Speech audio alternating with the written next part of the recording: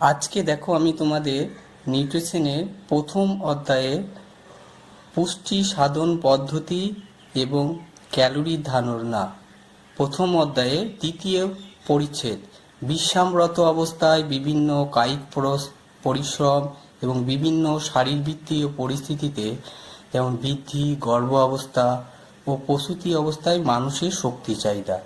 এক কথায় মানুষের কিভাবে শক্তি চাহিদা নির্ণয় করব সেটা আমাদের এই চ্যাপ্টারে পড়তে হবে।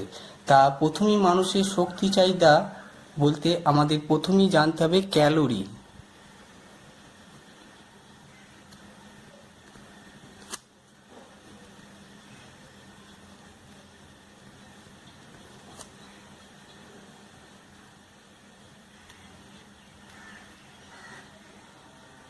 তা ক্যালোরি প্রথমেই তোমরা ক্যালোরি সম্পর্কে প্রথমেই ভৌত বিজ্ঞানে দেখবে পড়েছো বা ফিজিক্সে। ক্যালোরি কাকে বলে? ক্যালোরি হচ্ছে 1 গ্রাম বিশুদ্ধ জলের উষ্ণতা 1 ডিগ্রি সেন্টিগ্রেড বৃদ্ধি করতে যে পরিমাণ তাপের প্রয়োজন হয় তাকেই বলা হচ্ছে 1 ক্যালোরি। আরেকবার বলছি, ক্যালোরি কাকে বলছে? 1 গ্রাম বিশুদ্ধ জলের উষ্ণতা 1 ডিগ্রি সেন্টিগ্রেড বৃদ্ধি করতে যে পরিমাণ তাপের প্রয়োজন হয় তাকে বলছে ক্যালোরি। এরপর আমাদের খাদ্যের ক্যালোরি বার করতে গেলে, খাদ্যের শক্তি মূল্য বার করতে গেলে আমাদের কি কিলো ক্যালোরিতে পরিণত করতে হয়। কিলো ক্যালোরি, যে কোনো খাদ্যের শক্তি মূল্য বার করতে গেলে কিলো ক্যালোরিতে বার করতে হয়। কিলো ক্যালোরিকে কেসিএল বলা হয়। তাই কিলো ক্যালোরি কাকে বলছে? কিলো ক্যালোরি হচ্ছে 1 কেজি জলের উষ্ণতা 1 ডিগ্রি সেন্টিগ্রেড বৃদ্ধি করতে যে পরিমাণ তাপের প্রয়োজন হয় তাকে বলছি কিলো ক্যালোরি। আমাদের খাদ্যের ক্যালোরি মূল্য বার করতে গেলে তার একক কি? কেসিএল হিসাবে ব্যবহার করতে হয় কিলো ক্যালোরি দিয়ে। আমরা ফিজিক্সে দেখেছি কি ক্যালোরি শুধু তাপের একক, কিন্তু আমাদের খাদ্যের ক্ষেত্রে তার 1000 গুণ বেশি। আমরা ক্যালোরি ক্ষেত্রে দেখেছিলাম 1 গ্রাম বিশুদ্ধ জলের উষ্ণতা 1 ডিগ্রি সেন্টিগ্রেড বৃদ্ধি করতে যে পরিমাণ তাপের প্রয়োজন হয় তাকে ক্যালোরি বলা হচ্ছিল। খাদ্যের ক্ষেত্রে খাদ্যের ক্যালোরি মূল্য বার করতে গেলে কি করতে হবে? কিলো ক্যালোরিতে এককে ব্যবহার করা আছে। কিলো ক্যালোরি 1 কেজি বিশুদ্ধ জলের উষ্ণতা 1 ডিগ্রি সেন্টিগ্রেড বৃদ্ধি করতে যে পরিমাণ তাপের প্রয়োজন হয় তাকে কিলো ক্যালোরি বলছে। এদের সম্পর্ক কিছু দেখবে পরীক্ষার সময় পড়ে, যে কিলো ক্যালোরি সম্পর্কে কিছু সম্পর্ক পড়ে। 1 কেসিএল 1 কিলো ক্যালোরি সমান হচ্ছে 4.184 কিলো জুল। তারপর 1 কিলো জুল সমান হচ্ছে 0.240 কিলো ক্যালোরি। 1 মেগা জুল সমান হচ্ছে 240 কিলো ক্যালোরি। এই সম্পর্ক কোনো ম্যাক্সিমাম সময় পরীক্ষা শর্ট কোশ্চেনে দেখবে যে আসে। এরপরে আমাদের পড়তে হবে কি খাদ্যের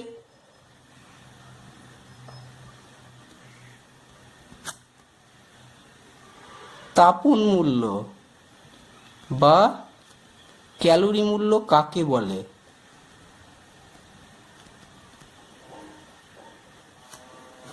খাদ্যের তাপন মূল্য বা ক্যালোরি মূল্য কাকে বলছে? 1 গ্রাম খাদ্যকে সম্পূর্ণরূপে জারিত করতে যে পরিমাণ তাপ শক্তি যোগান দিচ্ছে, যার সাহায্যে আমাদের শরীরে বিভিন্ন রকম যে শারীরবৃত্তীয় ক্রিয়াগুলো সম্পন্ন হচ্ছে তাকে ওই খাদ্যের ক্যালোরি মূল্য বা তাপন মূল্য বলা হচ্ছে। খাদ্যের তাপন মূল্য কি? প্রতি গ্রাম খাদ্যকে অক্সিডাইজ করে জারিত হয়ে যে পরিমাণ তাপ শক্তি যোগান দিচ্ছে আমাদের শরীরে, সেই তাপ শক্তি আমাদের শরীরে বিভিন্ন রকম যে শারীরবৃত্তীয় কাজগুলো করে থাকছে তাকে বলা হচ্ছে সেই খাদ্যের ক্যালোরি মূল্য। এই ক্যালোরি মূল্য মাপা হয় কি যন্ত্রের সাহায্যে? কোন যন্ত্রের সাহায্যে ক্যালোরি মূল্য মাপা হচ্ছে? বোম ক্যালোরিমিটার নামক যন্ত্রের সাহায্যে খাদ্যের ক্যালোরি মূল্য মাপা হচ্ছে।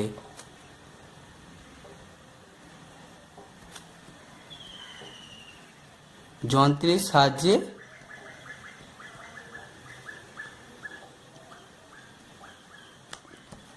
খাদ্যের তাপন মূল্য মাপা হয় কোন যন্ত্রের সাহায্যে? শর্ট কোশ্চেন পড়ে পরীক্ষার সময়। বোম ক্যালোরি মিটার যন্ত্রের সাহায্যে খাদ্যের ক্যালোরি মূল্য মাপা হচ্ছে। এরপর আমাদের পড়তে হবে খাদ্যের শারীরবৃত্তীয় শক্তি মূল্য, বা যাকে বলছে ফিজিওলজিক্যাল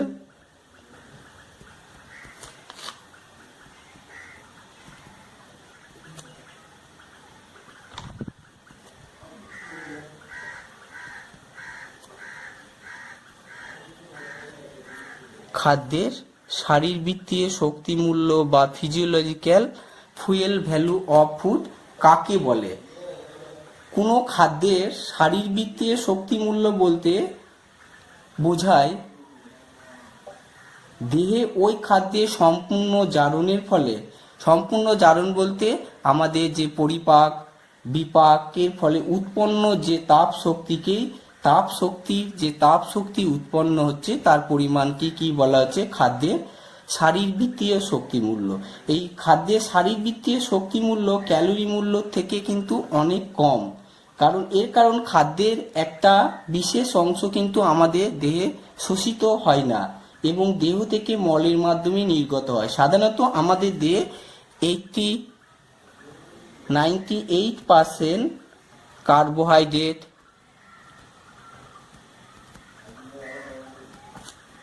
92% প্রোটিন এবং 95% ফ্যাট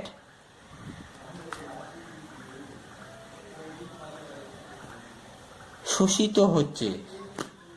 সাধারণত প্রোটিনের আবার শোষিত অংশের কিছু পরিমাণ আমাদের নন প্রোটিন নাইট্রোজেন রূপে দেহ থেকে মূত্রের মাধ্যমে বেরিয়ে যাচ্ছে। শারীরবৃত্তীয় শক্তি মূল্যের পরিমাণগুলো হচ্ছে কার্বোহাইড্রেটের ক্ষেত্রে দেখবে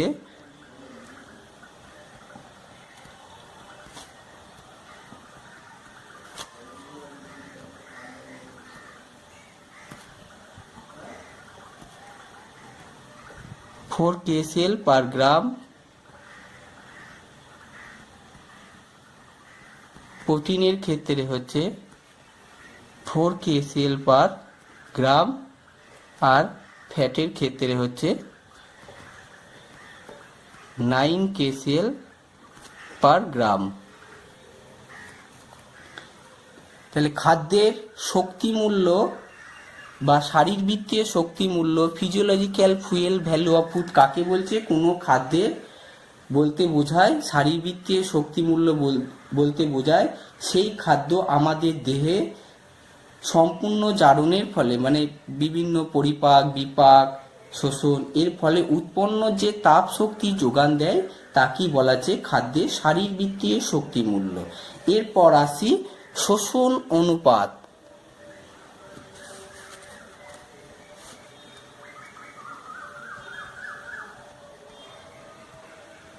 যাকে বলা হচ্ছে রেসপিরেটরি কোশেন্ট বা RQ। শোষণ অনুপাত কাকে বলছে?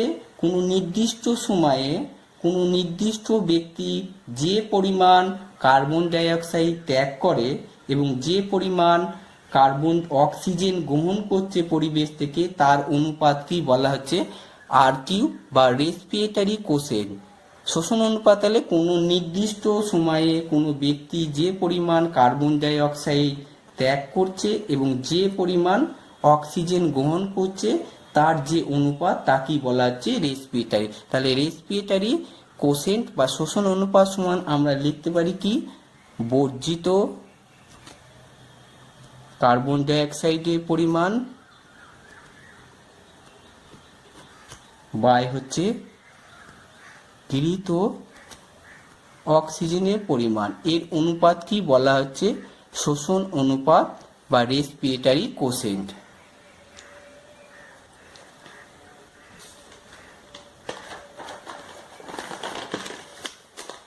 এরপর মৌল বিপাক ও মৌল বিপাক হার। মৌল বিপাক কাকে বলছে আর মৌল বিপাক হার? মৌল বিপাক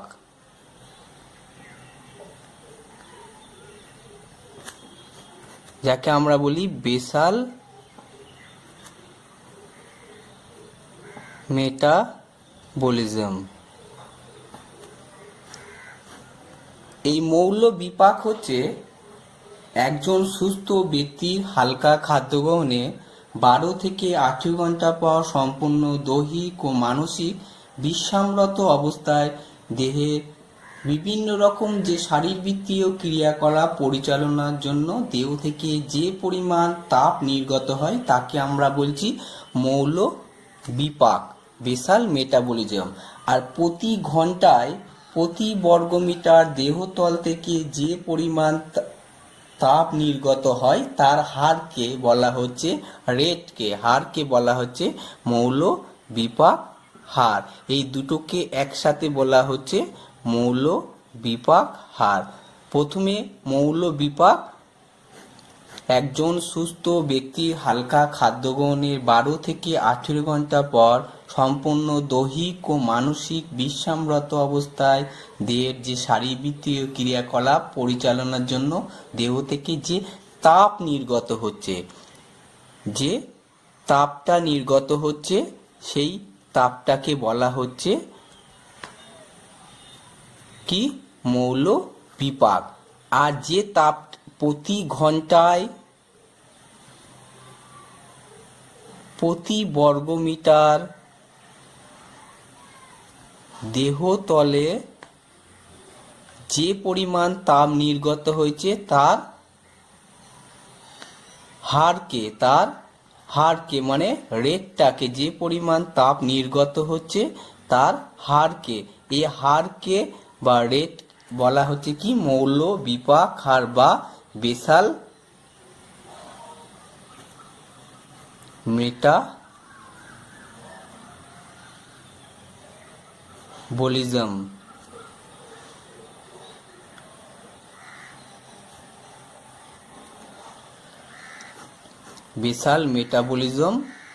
বেসাল মেটাবলিক রেট BMR।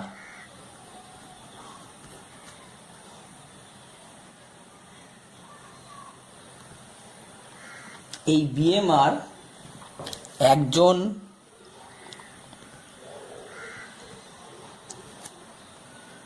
স্বাভাবিক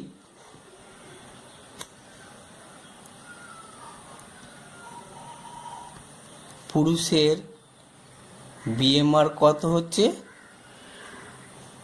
40 kcal পার মিটার স্কোয়ার দেহতল পার আওয়ার। কত হচ্ছে 40 kcal একজন প্রাপ্তবয়স্ক স্বাভাবিক পুরুষের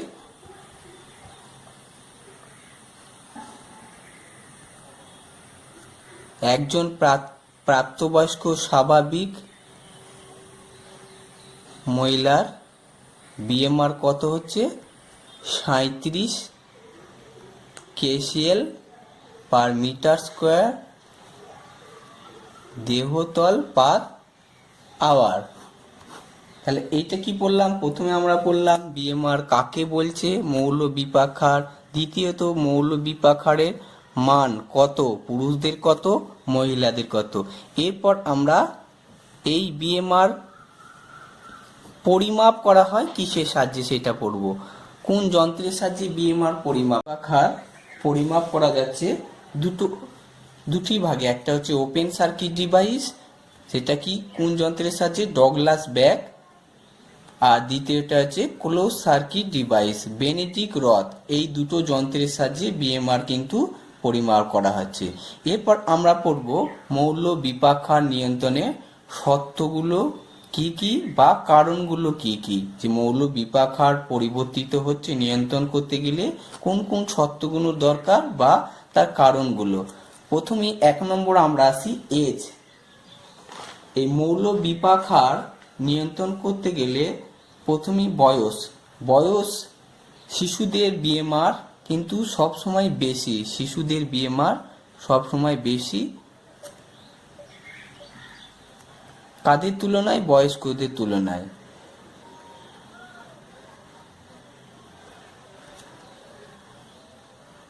তাহলে BMR বয়স অনুযায়ী কিন্তু পরিবর্তিত হচ্ছে।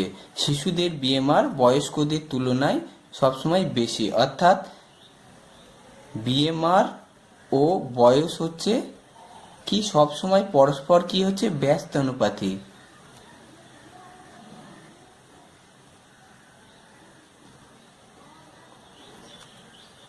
অর্থাৎ বিএমআর ভ্যারেজেস বয়স, সব সময় কিন্তু বিএমআর বয়সের সাথে ব্যস্তানুপাতিক। দ্বিতীয় আমরা আসি লিঙ্গ। বিএমআর কিন্তু প্রাপ্তবয়স্ক পুরুষদের বিএমআর সবসময় প্রাপ্তবয়স্ক মহিলাদের তুলনায় বেশি। প্রাপ্তবয়স্ক পুরুষদের বিএমআর সবসময় বেশি কাদের তুলনায়? মহিলাদের তুলনায়। 3 নম্বর আমরা দেখব দেহের গড় আয়তন, যাকে আমরা বলছি body surface area. Body surface area, এই বডি সারফেস এরিয়া কোনো ব্যক্তির বিএমআর সে ব্যক্তির দেহের গড় আয়তনের সাথে কিন্তু সবসময় বডি সারফেস এরিয়ার সাথে কিন্তু সবসময় সমানুপাতিক হয়। এছাড়াও আর কি আছে? জলবায়ু। শীতল জলবায়ু অঞ্চলের অধিবাসীদের কিন্তু বিএমআর সবসময় বেশি হয়।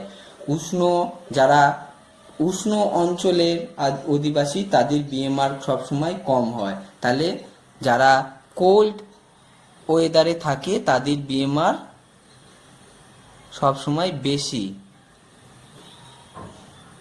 যারা হট ওয়েদারে থাকে উষ্ণ তাদের কিন্তু বিএমআর সবসময় কম। এরপর আসি পরিশ্রম ভেদেও কিন্তু বিএমআর পরিবর্তিত হয়। যারা অ্যাথলেটিক্স বিভিন্ন ক্রীড়াবিদ বা যারা কঠোর পরিশ্রম করে তাদের বিএমআর সবসময় বেশি হয়। নর্মাল যারা স্বাভাবিক পরিশ্রম করি আমাদের তাদের তুলনায় কিন্তু তাদের পরিশ্রম বেশি হয়। যারা অ্যাথলেটিক্স ক্রীড়াবিদ বা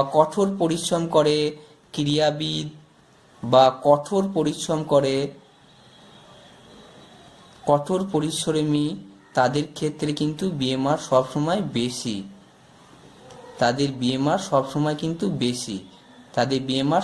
বেশি। এরপর হচ্ছে বিভিন্ন রকম হরমোন।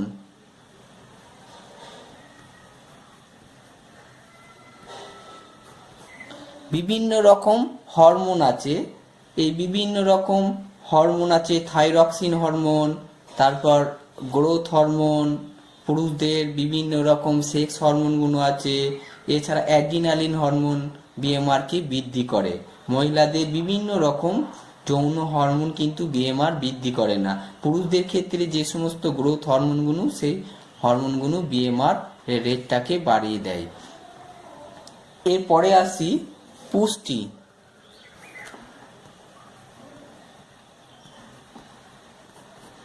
দীর্ঘদিন ধরে যদি কোনো ব্যক্তি অপুষ্টিতে ভোগে তার ক্ষেত্রেও কিন্তু বিএমআর সাধারণত বৃদ্ধি কমে যায় আস্তে আস্তে। যারা দীর্ঘদিন ম্যালনিউট্রিশনে ভোগে তাদের ক্ষেত্রে কিন্তু বিএমআর কমে যায়। এছাড়াও আরও বিএমআর এর ভাগগুলো আছে, যেমন হচ্ছে ঘুম। যখন আমরা ঘুমোই, ঘুমের সময় বিএমআর কিন্তু হ্রাস পায়।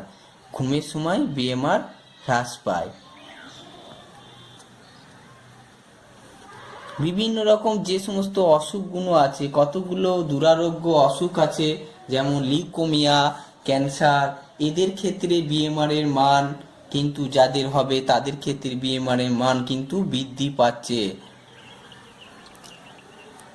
বিভিন্ন রকম যে সমস্ত জাতি আছে, এই জাতি বৈষম্যের জন্য বিএমআর কিন্তু বিভিন্ন রকম পরিবর্তিত হয়।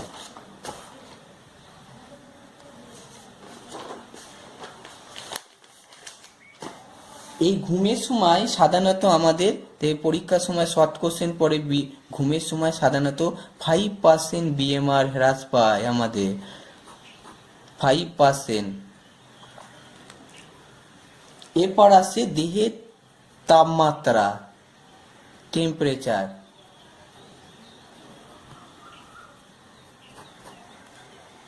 প্রতি 1 ডিগ্রি শরীরে যদি দেহের তাপমাত্রা বৃদ্ধি পায়, 1 ডিগ্রি সেন্টিগ্রেড বৃদ্ধি পাওয়ার জন্য বিএমআর 12% কিন্তু বৃদ্ধি পায়। 1 ডিগ্রি সেন্টিগ্রেড বৃদ্ধি পাওয়ার জন্য 12% কিন্তু বিএমআর বৃদ্ধি পায়। এছাড়াও বিভিন্ন রকম কন্ডিশন, যেমন হচ্ছে গর্ভ অবস্থা। এই গর্ভ অবস্থায় কিন্তু বিএমআর সাধারণত বৃদ্ধি পাচ্ছে। প্রথম 6 মাসে কিন্তু ফার্স্ট 6 মান্থ কিন্তু বিএমআর বৃদ্ধি পাচ্ছে।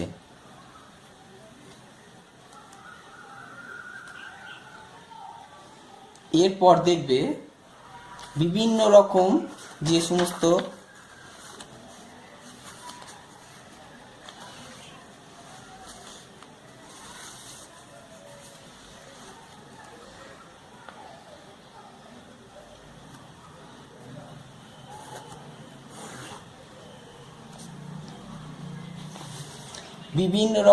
সমস্ত স্নায়বিক কারণ,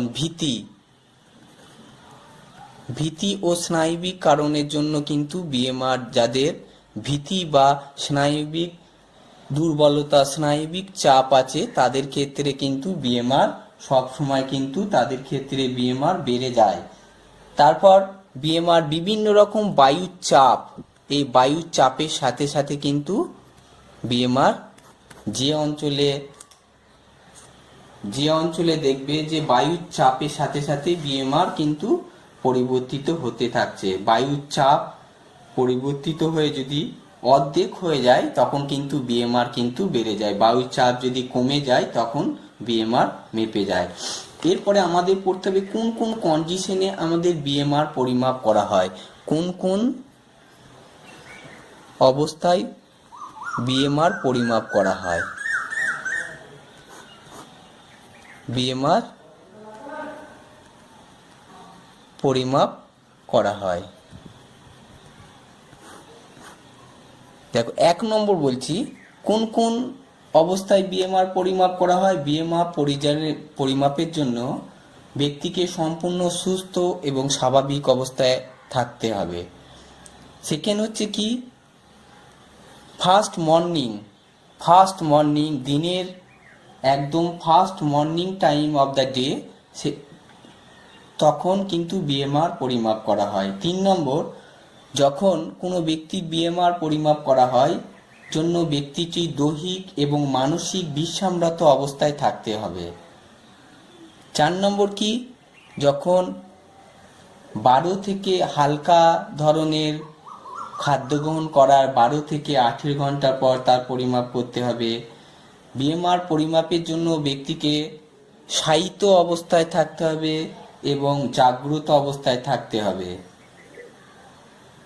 এছাড়াও আর কি কন্ডিশন আছে, বায়ুর চাপ কত হতে হবে, বায়ুর চাপ 760 mmHg বা তাপমাত্রা হচ্ছে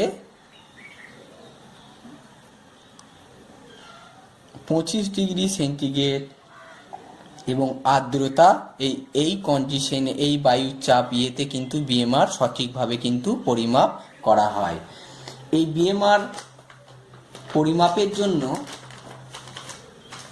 এই বিএমআর কেন আমরা পরিমাপ করব, বিএমআর পরিমাপ করব এর গুরুত্ব কি বা কেন বিএমআর আমরা পরিমাপ করব। বিএমআর সারাদিন মোট যে তাপ শক্তির প্রয়োজন, সেই তাপ শক্তির সম্পর্কে ধারণা যদি আমরা নির্ণয় করার জন্য কিন্তু বিএমআর পরিমাপ করা হয়। তারপর আর এই গুরুত্বগুলোর মধ্যে যেমন বললাম, সারাদিনের আমরা কত